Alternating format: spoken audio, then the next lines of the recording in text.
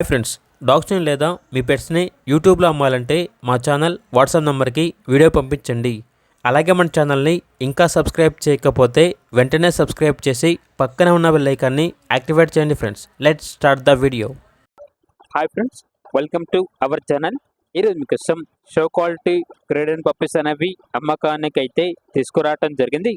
Only 5 female puppies available ఉన్నవి.